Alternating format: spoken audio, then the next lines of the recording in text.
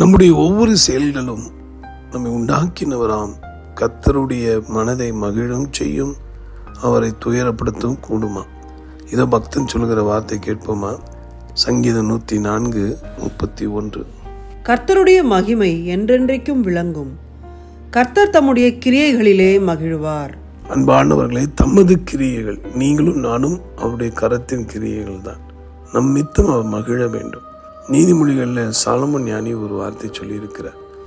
ஞானமுள்ள மகன் தன் தகப்பனை சந்தோஷப்படுத்துகிறான், மூடனோ தன் தாய்க்கு சஞ்சலமாய் இருக்கிறான் என்று. நாம் செய்கிற ஒவ்வொரு செயல்களையும் சர்வ வல்லவர் பார்த்து கொண்டிருக்கிறார்.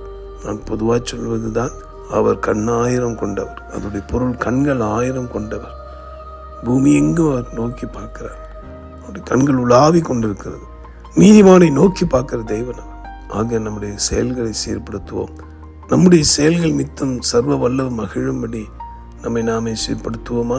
சகல ரகசிய துணிகிற பாவங்களை விட்டு வெளியே வருவோம். ஆண்டவரிடத்தில் உதவி கேட்போம், நிச்சயம் உதவி செய்வார். நோயினங்கள், பலவீனங்கள், போராட்டங்கள் எல்லாத்தையும் அவர் மாற்றி போடுவார். நம்பிக்கையோடு காணப்படுங்க. அவர் சொல்லியிருக்கிற வார்த்தையின்படி மகிழும், நிச்சயம் உங்களை மகிழச் செய்வார். ஜெபிப்போம். அன்புள்ள ஆண்டவரே, இந்த வார்த்தை கேட்டு என்னுடைய ஜெபிக்கிற யாவரையும் நீர் கரத்தினால் உண்டாக்கினவர்கள் என்று உணர உதவி செய்யப்பா.